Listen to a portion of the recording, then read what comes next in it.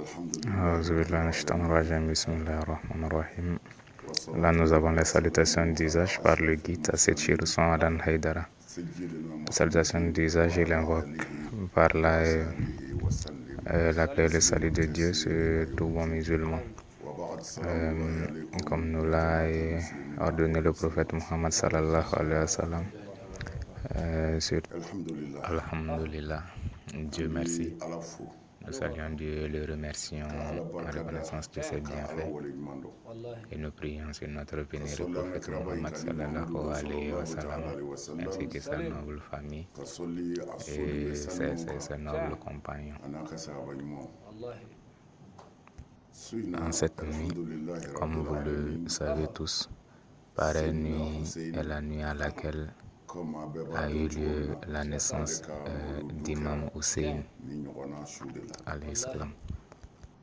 Nous vous l'avons dit à maintes reprises, et c'est Dieu qui le dit dans le Coran. Nous ne vous demandons rien en récompense de la prophétie du prophète Muhammad sallallahu alayhi wa sallam, si ce n'est l'amour pour les membres de sa famille. Ça, c'est sur parole de Dieu dans le Coran. Je voulais expliciter à maintes reprises les compagnons du prophète Muhammad sallallahu alayhi wa sallam qui ont bénéficié des avantages de sa prophétie lui un jour demandé: pour ta prophétie, qu'attends-tu de nous? Que veux-tu de nous comme récompense?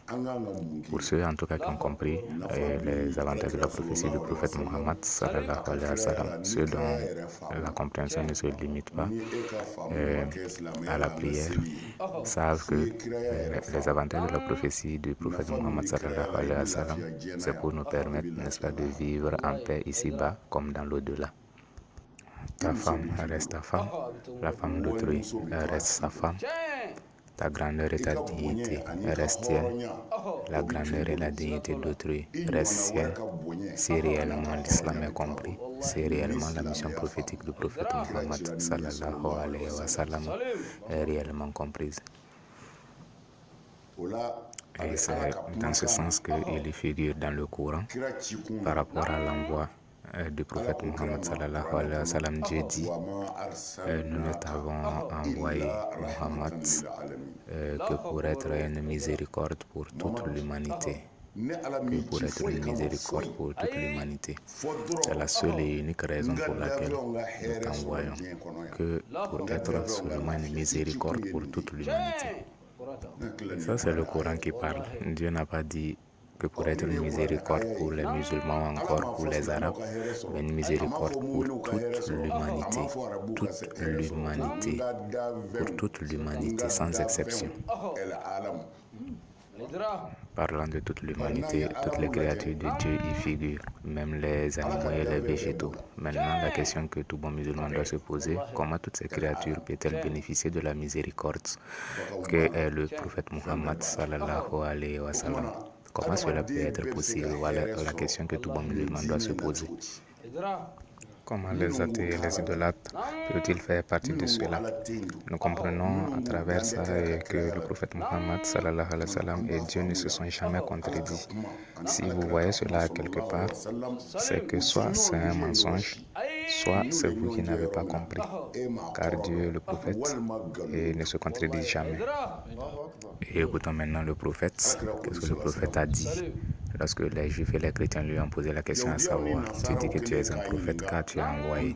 Bien sûr, parce que le prophète est venu trouver et il priait déjà, il jeûnait déjà, il s'acquittait même de la zakat. Et même la Kaaba était déjà construite.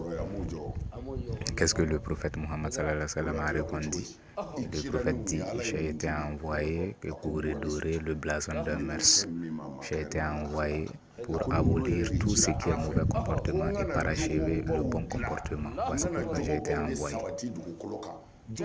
Maintenant, regardez Dieu, son prophète. Dieu dit: je t'ai envoyé que pour être une miséricorde pour toute l'humanité. Et lui-même dit qu'il n'a été envoyé que pour mettre fin au mauvais comportement et parachever le bon comportement. Donc nous comprenons par là que peu importe toutes les acrobaties intellectuelles, dépourvues de ces deux raisons-là, n'est que mensonge tout simplement. Passe toute ta vie à prier si tu veux. Si tu commets l'adultère avec la femme de ton voisin, cela a été une miséricorde pour lui? Bien sûr que non. Mais si tu laisses la femme de ton voisin, si tu lui laisses sa femme, par respect pour l'islam, cela n'était pas en ce moment une miséricorde pour lui? Bien sûr que oui. Alors nous comprenons par là que le prophète Mohammed sallallahu alayhi wa sallam comme miséricorde pour toute l'humanité n'est justifiable que par notre comportement, à nous qui nous disons musulmans. Ni notre prière, ni notre jeûne, ni notre zakat, ni notre pèlerinage ne peut justifier cela, mais le comportement des musulmans vis-à-vis des autres créatures, il n'y a que cela qui peut justifier ce verset coranique-là, où Dieu dit que le prophète Mohammed est une miséricorde pour toute l'humanité. Et quiconque s'éloigne de cela s'éloigne automatiquement de Dieu. Et ça, c'est pas moi je le dis, c'est Dieu lui-même qui le dit. Il a envoyé le prophète Mohammed pour être une miséricorde pour toute l'humanité. Voilà pourquoi nous nous adressons aux ennemis de l'islam en leur disant de ne pas s'acharner sur l'islam parce que l'islam est une miséricorde pour eux-mêmes. L'islam est une miséricorde pour eux-mêmes. L'islam est une miséricorde pour ses propres ennemis. L'islam a étendu sa miséricorde jusqu'à ses ennemis. Prenez le hadith du prophète Mohammed sallallahu alayhi wa sallam, où un mécréant mécois qui était chargé de le tuer, qui a été détecté, arrêté et ligoté par les compagnons du prophète. Lorsque le prophète a été informé et qu'il est venu le voir, regardez la première question que le prophète a posée par rapport à quelqu'un qui était venu pour le tuer. Il a demandé à ses compagnons, l'avez-vous donné à manger? Voici la première question du prophète par rapport à quelqu'un qui était venu pour le tuer. Ses compagnons ont répondu que non, ils ne l'ont pas encore donné à manger. Il leur a dit, eh bien détachez-le et donnez-le à manger.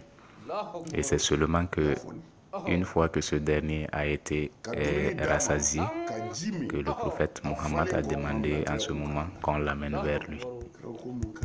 Le prophète lui a demandé la raison de sa venue. Il a expliqué et a même juré qu'il allait tuer le prophète Mohammed, paix soit de celui qu'il allait mourir lui-même.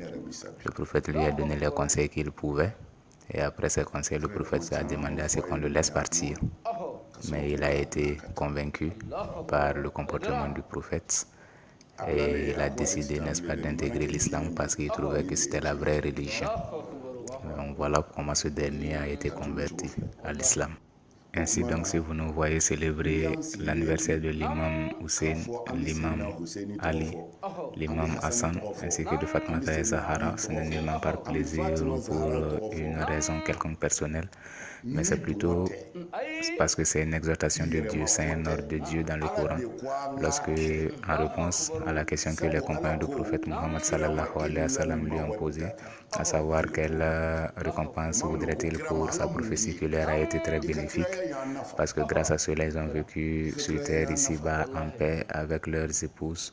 Donc, quelle récompense le prophète Mohammed souhaiterait-il pour sa prophétie? En réponse à cette question, Dieu a envoyé l'ange Gabriel avec ce verset disant que le prophète Mohammed sallallahu alayhi wa sallam ne réclamait rien comme récompense pour sa prophétie, mais seulement l'amour pour sa famille, la compassion pour sa famille. Donc si Dieu lui-même nous demande comme récompense d'aimer la famille du prophète Mohammed sallallahu alayhi wa sallam, en réalité il y a plusieurs façons d'aimer, mais peu importe votre façon d'aimer, lorsque vous aimez la famille du prophète Mohammed sallallahu alayhi wa sallam, ça se ressent à travers vous-même, à travers ce que vous dites et à travers ce que vous faites. Mais si vous dites aimer la famille du prophète Mohammed sallallahu alayhi wa sallam et vous ne les mentionnez même pas, vous ne pouvez pas les mentionner devant vous également, les souffrances qu'ils ont vécues, vous ne les mentionnez pas, les gloires et les éloges qui ont été dites à leur égard également, vous ne les mentionnez jamais. Ça nous étonne un peu qu'une telle personne dise qu'elle aime le prophète Mohammed sallallahu alayhi wa sallam en toute sincérité. Donc si Dieu nous a demandé comme récompense d'aimer la famille du prophète, chacun a sa façon de faire pour lui. Donc pour nous, quand ces moments-là arrivent, ce que nous faisons, nous rappelons, n'est-ce pas, les musulmans, ces dates-là, ces jours-là, et ce que nous avons eu sur parole de Dieu et de son prophète par rapport à ces derniers, nous le relatons tout simplement. Mais pourquoi aujourd'hui nous faisons cela au salon? C'est à cause de la période, parce que nous sommes dans une période de maladie. qui est le coronavirus, qui fait que nous avons suspendu tout regroupement de masse. Voilà pourquoi nous le faisons au salon. Que Dieu nous vienne en aide. Et ce qu'on va ajouter à cela, ce que je disais, ça c'est le prophète lui-même.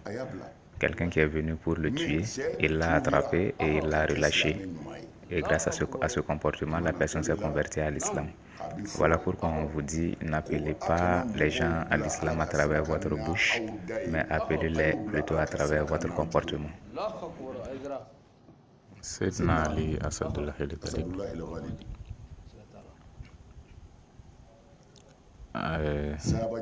En comptant les califes, il est le quatrième calife. Le premier c'est Abu Bakr al-Siddiq, Sayyidina Omar al-Farouk le deuxième, Sayyidina Ousmane le troisième, Zul Hayya. Et en quatrième position, Sayyidina Ali Asadullah al-Ghalib. C'est comme ça que c'est venu. Effectivement, c'est comme ça et ça s'est passé. Mais l'ordre d'arrivée n'est pas synonyme de la valeur de la personne. Un tel est venu en première position, l'autre en deuxième position. Cela ne veut nullement dire que le premier vaut mieux que le deuxième. Si c'était le cas, on n'allait pas appeler le prophète Muhammad l'imam des prophètes. Parce qu'en comptant, le prophète Muhammad sallallahu alayhi wa sallam vient en dernière position. Il vient en dernière position. Donc, le fait de venir en dernière position n'est pas synonyme de la valeur de la personne. Ce que je veux dire, c'est ces grandes personnalités, leur histoire, normalement, leur histoire doit être racontée parce que c'est Dieu lui-même qui nous a demandé de les aimer. C'est Dieu lui-même qui nous a demandé de les respecter. Et le prophète Muhammad sallallahu alayhi wa sallam, par rapport à son oncle Abbas, il avait dit, Abbas était un mécréant. Même tous les compagnons du prophète Muhammad étaient des mécréants. C'est la prophétie qui est venue et ils se sont convertis, ceux qui ont compris tout.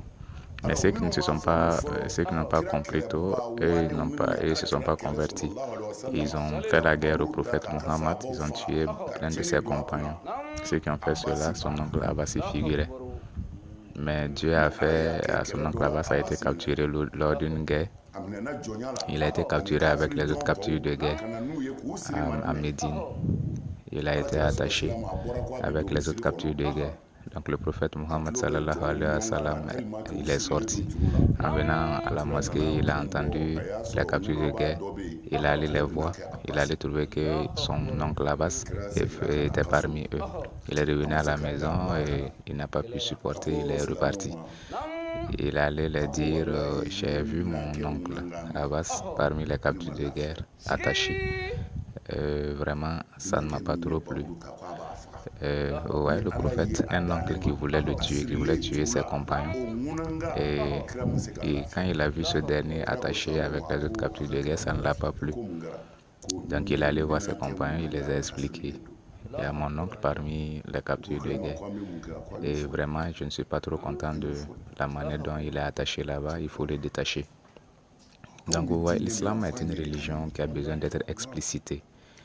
Ça a besoin d'être explicité, ça a besoin d'être compris. Voici quelqu'un qui veut tuer le prophète. Et voici comment le prophète se comporte envers lui. Mais entre nous-mêmes ici, musulmans, nous-mêmes, on ne s'aime pas, on ne veut pas se voir, on ne s'aime pas. Alors que Dieu ne travaille qu'avec ce qui est dans le cœur. Ce qui est dans le cœur, Dieu voit ça très bien. Donc voici le prophète Muhammad sallallahu alayhi wa sallam, un exemple avec quelqu'un qui veut le tuer, son propre oncle, Abbas. Il a demandé à ce qu'on le détache, on l'a détaché. Mais Inch'Allah, dans l'avenir, le prophète Abbas, l'oncle du prophète, il s'est converti à l'islam. Il est devenu l'un des grands défenseurs du prophète Muhammad, El Abbas. Mais il y a certains compagnons du prophète qui ne le respectaient pas, ils ne respectaient pas Abbas. Donc cela ne l'a pas plu. Un jour, il allait voir le prophète Muhammad sallallahu alayhi wa sallam et lui a dit, ah, mon neveu, il y a parmi tes compagnons des gens qui ne me respectent pas. Le prophète dit, comment ça? Des gens qui ne te respectent pas? Il dit, oui, il y a des gens qui ne te respectent pas. Le prophète dit, ah, ils doivent te respecter. Le prophète est sorti avec son oncle Abbas, il est venu le présenter à ses compagnons. Il leur a demandé, est-ce que vous le connaissez? Ils ont répondu, oui, c'est Abbas. Il dit, qui il est pour moi? Ils disent, c'est son oncle. Ils disent, l'oncle est à la place du père. Et le prophète Muhammad les a dit, nul d'entre vous ne serait un vrai croyant. Nul d'entre vous ne serait un vrai croyant tant que vous ne respectez pas les membres de ma famille à cause de moi. Tant que vous ne respectez pas les membres de ma famille à cause de moi, vous ne serez jamais un vrai croyant. Et ça, c'est pas dans les livres des chiites, c'est pas dans les documents des chiites, mais plutôt dans les documents des sunnites qu'on a eu ça. Donc, ces histoires, on doit les raconter. Ces histoires se doivent être racontées parce qu'on tire beaucoup de leçons dedans. Le prophète Muhammad sallallahu alayhi wa sallam et sa famille, leur histoire se doit être racontée car il y a beaucoup de leçons dedans. Asadullah et le Ghalib Sayyidina Ali, quand il était à Koufa, lui et un mécréant se sont croisés. Ils se sont croisés et le Sayyidina Ali, quand ils se croisent pour les guerres, ils ont le sabre en main et ils ont également un bouclier en main. Donc, ce bouclier, Sayyidina Ali l'avait et c'est un bouclier qu'il aimait beaucoup. Il ne faisait jamais la guerre sans ça. Parce que parmi le matériel que chacun d'entre nous avons, il y a un matériel que tu aimes beaucoup. Donc Sayyidina Ali, il aimait beaucoup ce bouclier. Donc Dieu faisant un jour, Sayyidina Ali, il a perdu ce bouclier. Le bouclier est tombé après lui. Il venait sur son chameau et il a perdu le bouclier. Le bouclier est tombé, il n'a pas su. Jusqu'à ce qu'il est arrivé à la maison. Et une fois qu'il est descendu de son chameau, il s'est rendu compte que son bouclier était tombé. Il s'est retourné. Mais le temps d'arriver, une autre personne avait déjà pris le bouclier. Il a cherché, il n'a pas vu, il est reparti. Après, il l'a vu au marché de Koufa, son bouclier dans la main d'un zimmi. Le zimmi, voici les musulmans. L'islam c'est une religion de paix, de pitié. Il faut que les ennemis de l'islam sachent que ces personnes-là qui font du tort aux gens, qui tuent les gens injustement au nom de l'islam, il faut que les gens comprennent que ces personnes ne sont pas des musulmans. Ils sont très loin de l'islam. Premièrement, dans les chartes même de la guerre, dans les règles même de la guerre en islam, une armée qui vient combattre contre les musulmans, et les musulmans aussi sont obligés de se défendre. Lors même de ces guerres-là en islam, il y a des règles à respecter.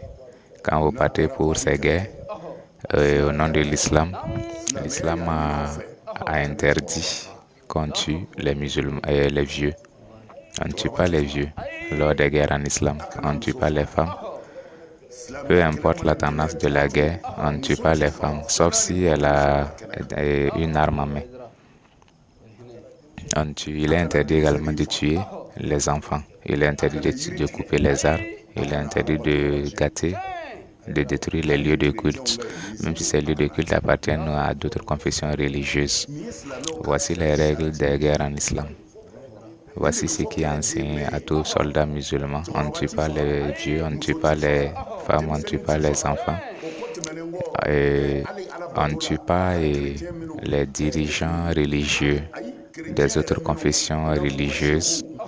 Et on ne tue pas également et on ne détruit pas également les lieux de culte appartenant aux autres confessions religieuses. Cela est interdit dans les guerres en islam. Voici les différentes règles à observer par tout bon soldat musulman lors même des guerres en islam.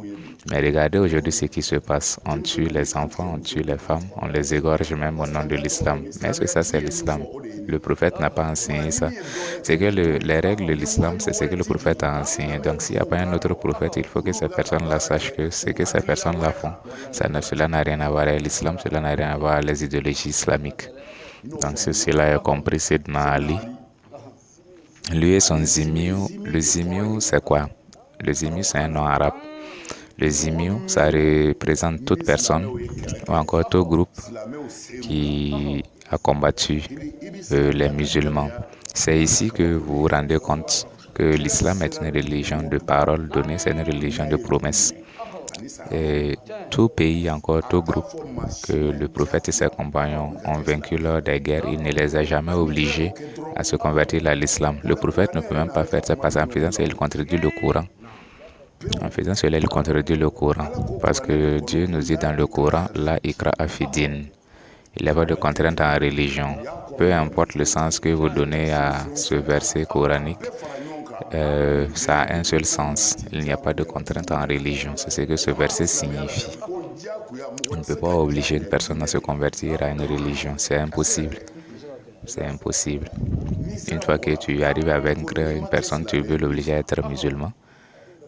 Et alors que la personne ne croit pas en l'islam, mais il a peur pour que tu ne le tues pas. Donc il est obligé de te demander c'est quoi l'islam. Tu vas lui dire de dire Ashadan la ilaha illallah. Il va le dire, mais est-ce qu'en réalité il croit à cela, il ne croit pas à ça.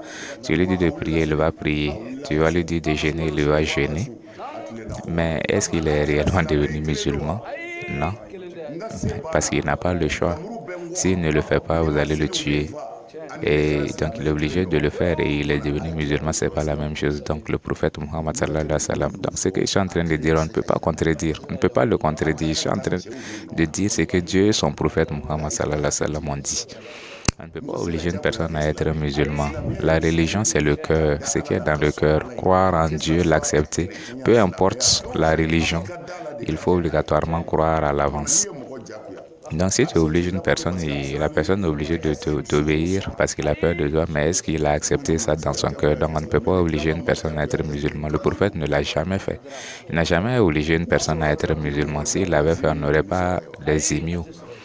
Voilà. Donc les imieux, c'est ceux-là qui ont été vaincus par le prophète Mohammed et ses compagnons, mais qui ont refusé de se convertir à l'islam malgré les prédications du prophète. Malgré les prédications du prophète, ils n'ont pas accepté de se convertir à l'islam.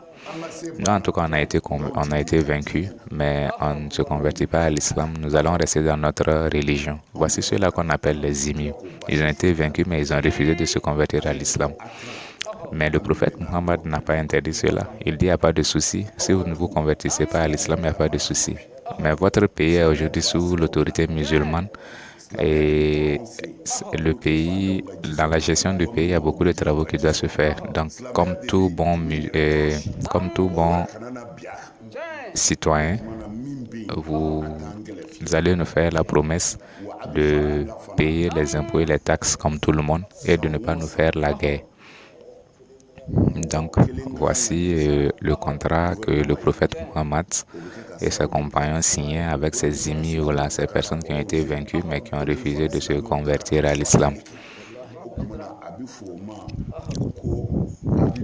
Donc, ils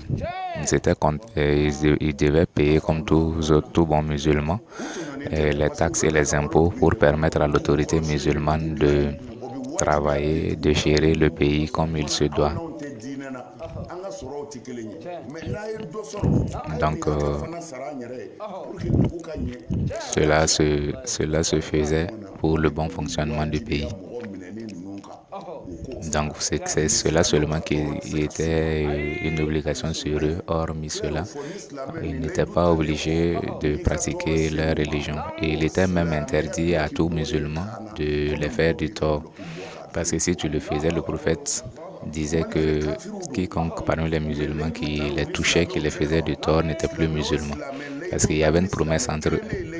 Donc, même si un seul musulman leur faisait la promesse, le respect de cette promesse devient obligatoire sur tout bon musulman.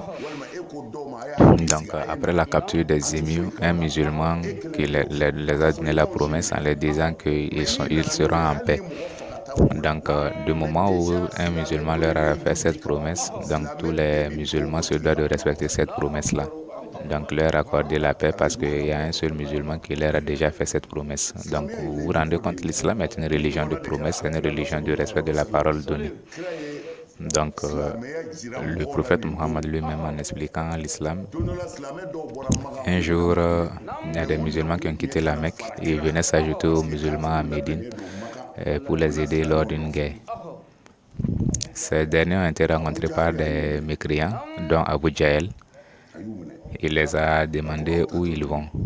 Ces musulmans ont dit qu'ils sont des marchands, des commerçants, donc ils partaient à Médine dans le cadre du commerce.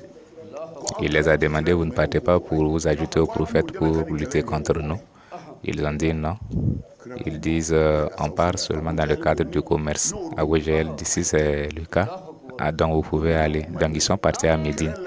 Une fois que les musulmans étaient prêts pour la guerre, ils ont raconté au prophète de la manière dont ils ont pu feinter Abu Jahl et les mécréants pour pouvoir venir se joindre à eux. Le prophète dit, effectivement, vous l'avez fait. Ils disent oui. Vous leur avez fait la promesse que vous n'allez pas vous joindre à nous pour la guerre. Ils disent oui.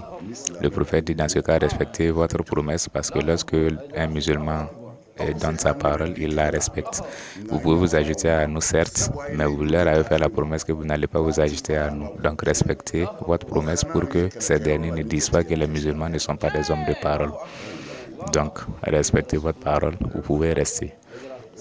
Donc tout l'islam se résume au comportement, au bon comportement, au noble comportement. Tout l'islam se résume à cela. D'aucuns vont se poser la question, mais et la prière? Mais même la prière, elle est là pour nous aider à parfaire notre comportement. C'est Dieu lui-même qui nous le dit dans le Coran. La prière est là pour nous aider à parfaire notre comportement. Parce que la compréhension des hadiths n'est pas la même chose au même niveau. Il y a des gens même qui ne cherchent pas à comprendre. Qui ne cherchent même pas à comprendre. Parce que le prophète, dans son hadith, il a dit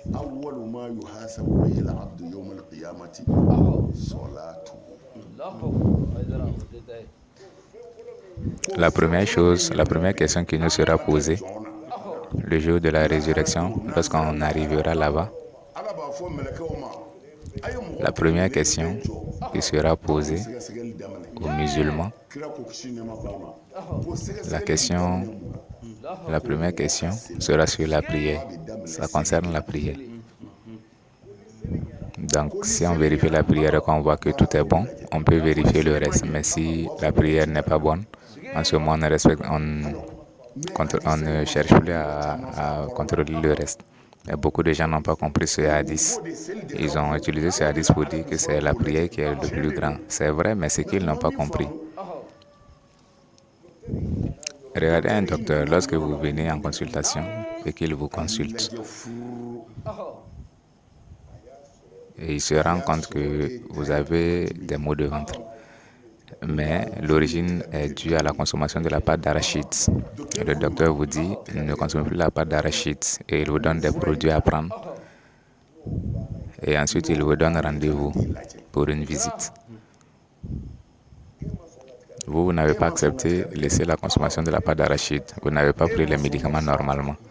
Si vous revenez à la visite, quelle est la première question que le docteur vous pose? Est-ce que vous avez pris normalement les médicaments? Est-ce que vous avez laissé la consommation de la pâte d'arachide? Parce que c'est cela qui vous guérira. Mais si vous ne le faites pas normalement, vous ne serez pas guéri. Donc, la première question qu'il vous pose, c'est à savoir, est-ce que vous avez laissé la pâte d'arachide? Est-ce que vous avez pris normalement les médicaments? Maintenant, si vous ne l'avez pas fait, est-ce que le docteur va vous suivre encore? Non. Je vous ai donné des médicaments à prendre, vous n'avez pas pris. Ce que je vous ai demandé de laisser que la pâte d'arachide, vous ne l'avez pas fait.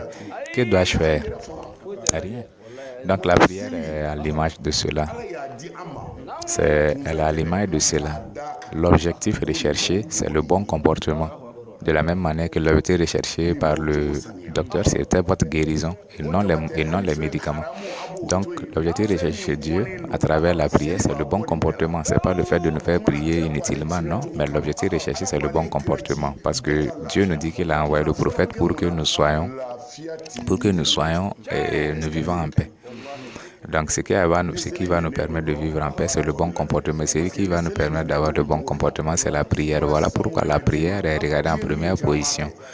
Est-ce que c'est bien fait? Parce que si c'est bien fait, donc vous avez eu un bon comportement. Vous êtes bien comporté avec votre famille, vous êtes bien comporté avec les orphelins, les veuves, vous êtes bien comporté avec vos collègues.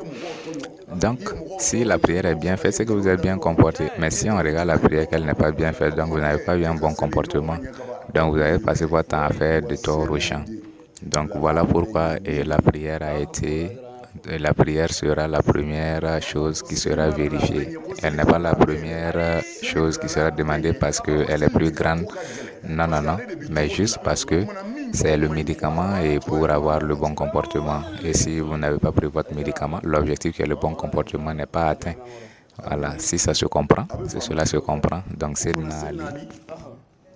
Donc, si on allait avec ce Zimio, vous avez compris maintenant ce que c'est qu'un Zimio. Ces personnes qui ont été capturées par les musulmans, et même ils ne sont pas des musulmans, ils ont décidé de se convertir à l'islam. Donc, ces personnes qui vivent en paix avec les musulmans, sans se faire du tort. Donc, c'est l'un d'entre ces personnes-là qui ont ramassé le bouclier de Sayyidina Ali et l'a amené au marché de Koufa. Donc, Sayyidina Ali, lorsqu'il est arrivé, il a vu son bouclier qu'on était en train de vendre. Il a demandé au vendeur, il s'est adressé à lui en lui disant, ce bouclier c'est pour moi.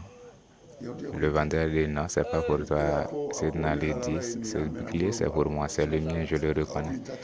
Le vendeur dit non, c'est pas pour toi. Sayyidina Ali dit, je suis au sérieux. Le vendeur dit que je suis plus au sérieux que toi, c'est pas pour toi. Donc, après discussion, Sayyidina Ali, il lui a dit qu'il va l'amener chez le juge des musulmans. Allahu Akbar.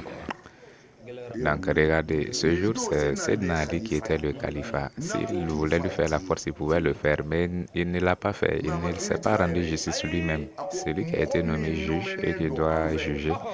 C'est devant ce dernier-là que nous allons aller faire le jugement. Mais il ne s'est pas donné justice. Il ne s'est pas fait justice lui-même. Il n'a pas regardé sa grandeur. On doit raconter l'histoire de ces personnes-là pour que ça nous serve de leçon. On ne doit pas oublier la descendance du prophète, la famille du prophète. Sayyidina Ali, ce grand homme, c'est ce que les gens disent, que si n'eût été le sabre de Sayyidina Ali, et n'eût été la richesse de notre mère Khadija, cette religion n'allait pas voir ce jour-là, parce que tout ce que Dieu fait, il le fait à travers une cause. Que donc Dieu nous accorde les bonnes causes. Sayyidina Ali et ce chrétien, ils sont venus chez le juge des musulmans. Donc ce dernier était le juge des musulmans par consensus. Donc Sayyidina Ali, lui il était le califat, donc il était plus grand que ce juge-là. Mais il est venu avec ce vendeur-là et il a expliqué le problème qu'il est confronté. Le juge, il a dit, le vendeur qui tient le bouclier dit que c'est pour lui. Toi, Ali aussi, tu dis que c'est pour toi. Donc le juge il a demandé à Sayyidina Ali, est-ce que tu as un témoin qui peut témoigner que ce bouclier est pour toi? Sayyidina Ali dit oui, mes deux fils Hassan et Hussein, ils reconnaissent très bien ce bouclier, ils savent que c'est le mien. Le juge Chouré, il dit, je ne peux pas accepter le témoin de ces deux enfants. Sayyidina Ali était un peu étonné. Ces deux enfants dont a parlé le prophète Muhammad sallallahu alayhi wa sallam avant son décès, il a dit, ces deux enfants sont les guides des enfants du paradis. Tu n'acceptes pas le témoignage de ces deux enfants-là. Malgré ce que le prophète a dit de ces deux enfants, avant le décès du prophète, il a dit cela à tout le monde. Cela est écrit dans nos documents sunnites. Donc toi, tu refuses, Chouré, d'accepter le témoignage de ces deux enfants. Le juge Chouré dit, effectivement, tu as raison, Sayyidina Ali. Tu as raison, le père d'Hassan Abal Hassan. Effectivement, le prophète a dit cela, je suis très bien informé, je sais. Mais je ne peux pas accepter le témoignage d'un enfant pour son papa. Ces deux enfants sont tes enfants et tu es leur papa. Je ne peux pas accepter leur témoignage, le témoignage d'un enfant pour son papa. Sayyidina Ali, qu'est-ce qu'il a fait? Il dit, ce bouclier-là, il n'y a pas de souci. C'est pour le chrétien, c'est pour le vendeur. Il peut garder, il n'y a pas de souci. Il n'y a aucun problème. Et le vendeur qui était chrétien, en suivant la scène entre Sayyidina Ali et le juge, il a posé la question, c'est cela l'islam? Malgré que Ali soit le plus grand, le calife, et toi le juge, tu ne lui donnes pas raison. Ah, si c'est cela l'islam, une religion de vérité, je jure également par Dieu que ce bouclier n'est pas le mien. Et je sais effectivement que ce bouclier est celui d'Ali. Dans ce cas, voici le bouclier. Il a remis le bouclier à Chouré, au juge Chouré. Le juge Chouré l'a remis à Sayyidina Ali. Donc, avec la conversion de Chouré à l'islam, Sayyidina Ali a remis ce bouclier-là qu'il aimait tant aux chrétiens qui vendaient le bouclier.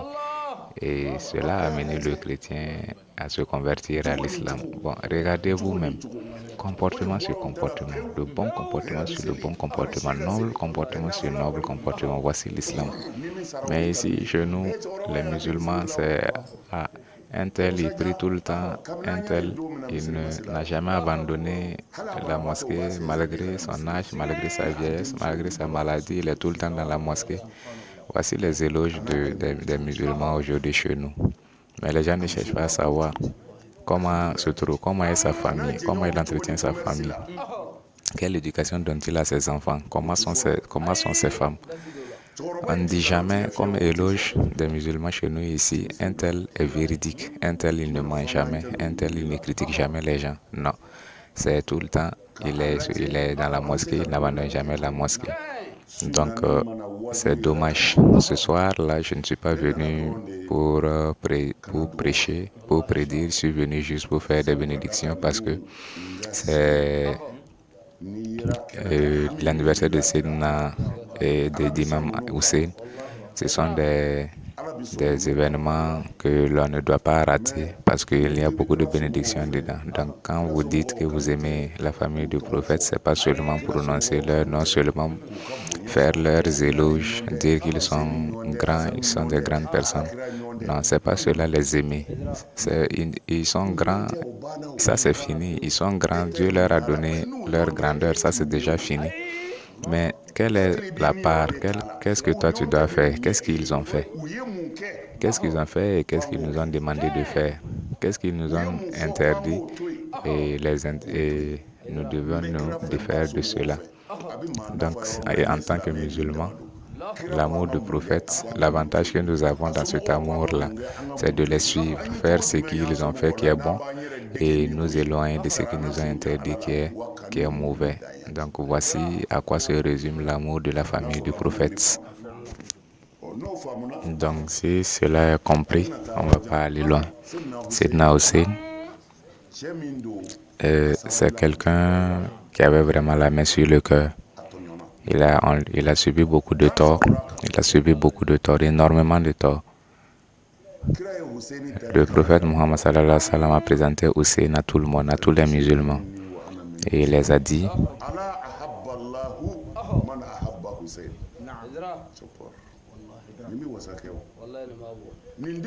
il les a présentés en disant, ces enfants viennent de moi et moi-même je viens de soutien toute personne qui soutient ses enfants. Donc, renverser tout simplement, ça veut dire que Dieu abandonne toute personne qui abandonne ses enfants. Mais vous voyez tout ce que je suis en train de dire. Aucune de mes preuves ne vient des documents chiites. Toutes mes preuves, tous mes arguments viennent des documents sunnites. Il y a un grand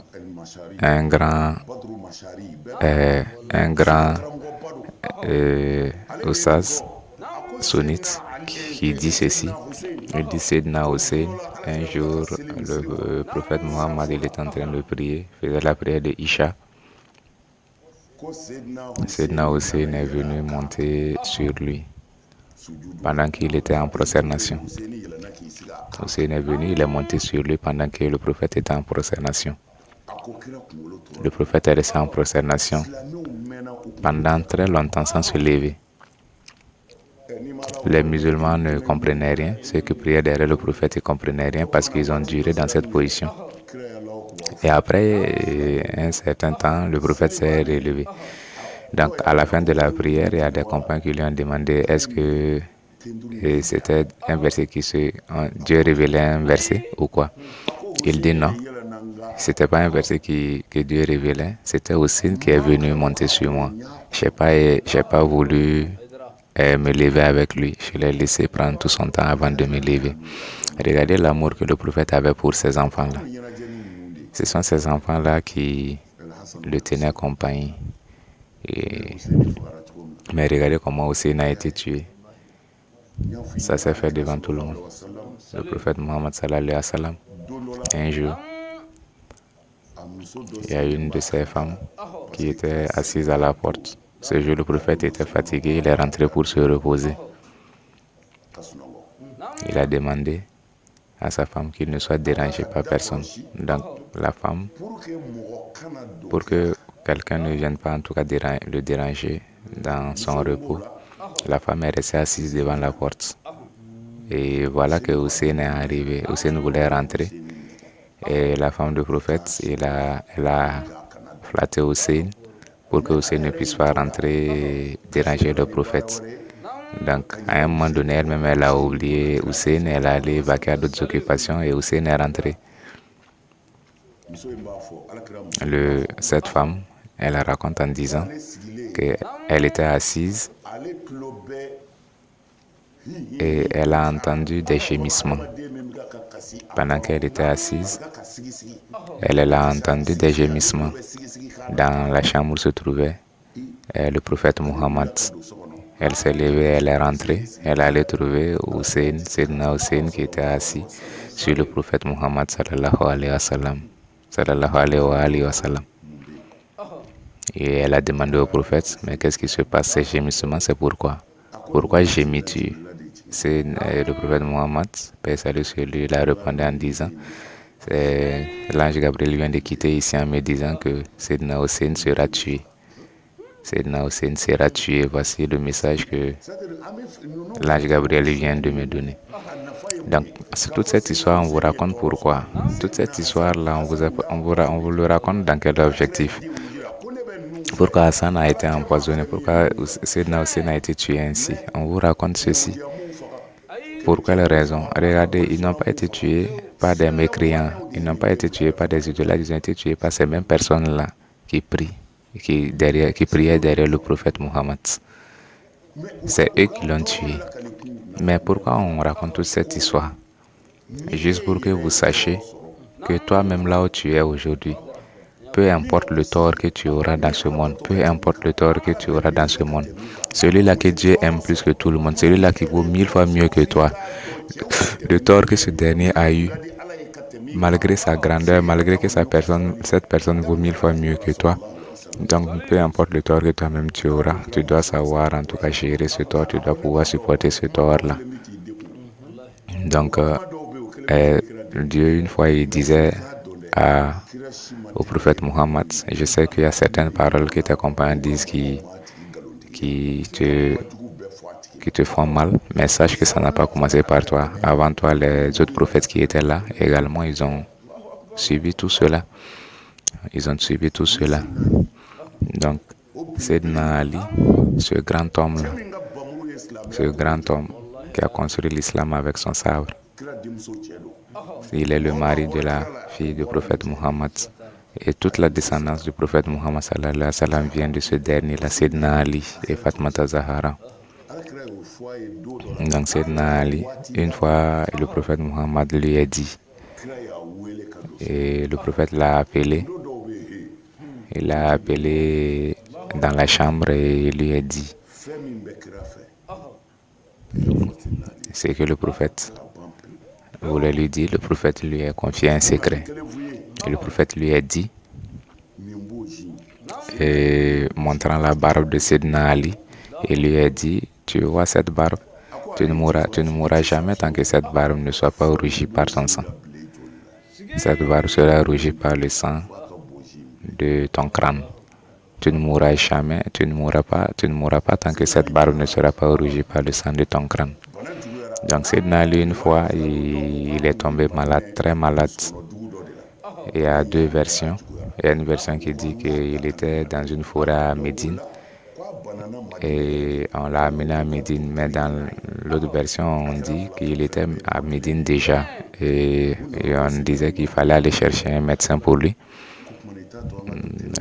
Pour qu'il vienne le consulter et le soigner. Seydina Ali leur a dit, non, n'ayez pas peur, cette maladie ne peut pas me tuer parce que le prophète Muhammad sallallahu alayhi wa sallam m'a confié que je ne mourrai pas tant que ma barbe ne sera pas rougie par le sang de mon crâne.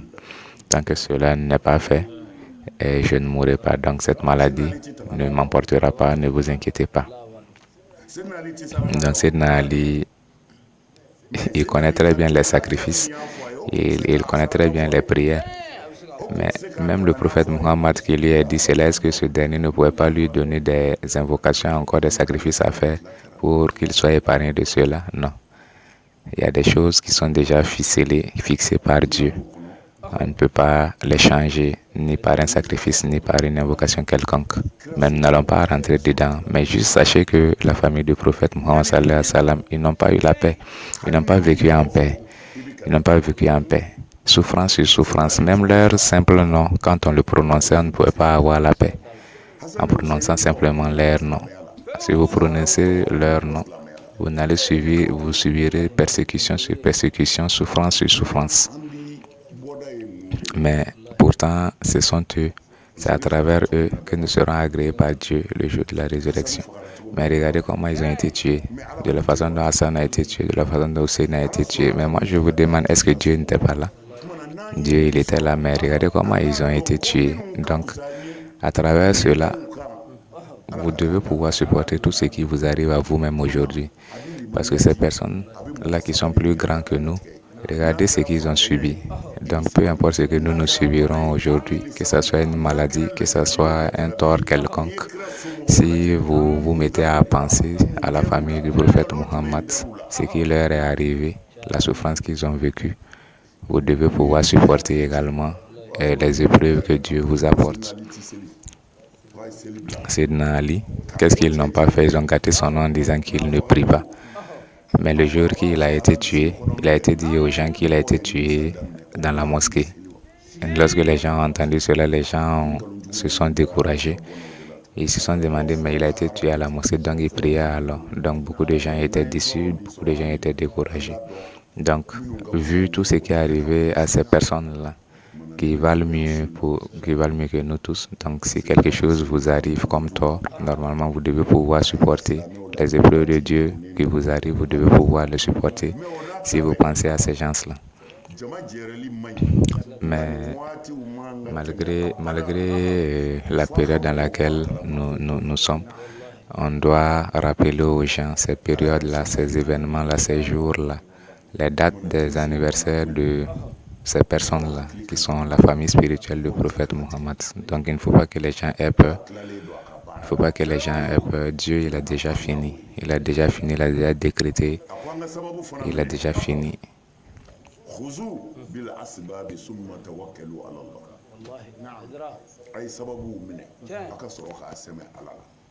Dieu nous recommande, n'est-ce pas, de nous accrocher aux causes. Et avant de mettre notre espoir en lui. Donc, vu cette période qui est la période de la maladie, donc il est obligatoire à tout bon musulman de respecter les conseils qui ont été donnés par les médecins, les agents de santé. Et c'est en respectant cela maintenant qu'on met notre espoir en Dieu, après le respect de ce que ces personnes-là, ces agents de santé ont dit. Donc c'est cela le comportement d'un bon musulman. Donc il y a eu ces genres de maladies au temps même du prophète. Beaucoup de gens sont décédés à travers des maladies de même type, des maladies épidémiques. Donc cela n'est pas étranger en islam.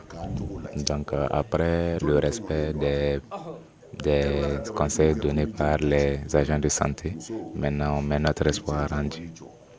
Donc, ce qui peut provoquer ce genre de musulmans généralement, et les femmes, soyez clairs avec vos maris. Les maris, soyez généreux avec vos femmes. Les dirigeants, soyez honnêtes dans votre gestion. Et la population, respectez vos dirigeants. Donc, soyez, purifiez vos intentions, purifiez vos cœurs. Voici le médicament qui peut en tout cas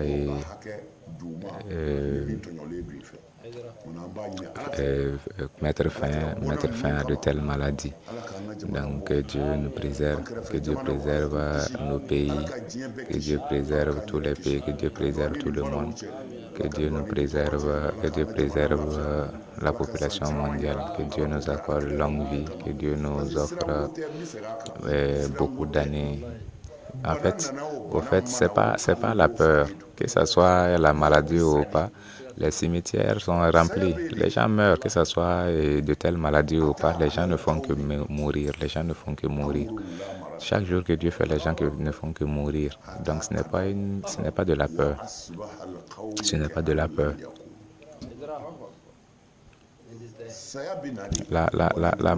Les maladies viennent et ça part. Mais que ça soit par des maladies ou pas, les gens ne font que mourir tous les jours. Et même les agents de santé, combien sont morts de cette maladie-là? Il y en a plusieurs. Ils sont nombreux. Ils sont nombreux ceux qui sont morts à travers cette maladie. Mais sans cette maladie, est-ce que les gens ne mourraient pas? Où sont aujourd'hui tes parents, tes grands-parents? Tu as beaucoup d'amis même qui ne sont plus avec toi. Mais ils sont où? Donc, ce n'est pas une question de maladie. Mais si Dieu vient avec de telles maladies, on se doit de l'accepter, d'invoquer Dieu, de nous épargner par la grâce de Dieu. Donc, on va reprendre notre serment. Je n'associerai rien à Dieu, je ne commettrai pas la fornication, je ne volerai pas, je ne tuerai pas mes enfants, je ne commettrai pas d'infamie ni sous les pieds ni sous les mains. Si je promets de respecter le prophète Mohammed sallallahu alayhi wa sallam en tout ce qui est convenable, que Dieu nous agrée, que Dieu agrée notre serment et qu'il nous accorde une très bonne finalité.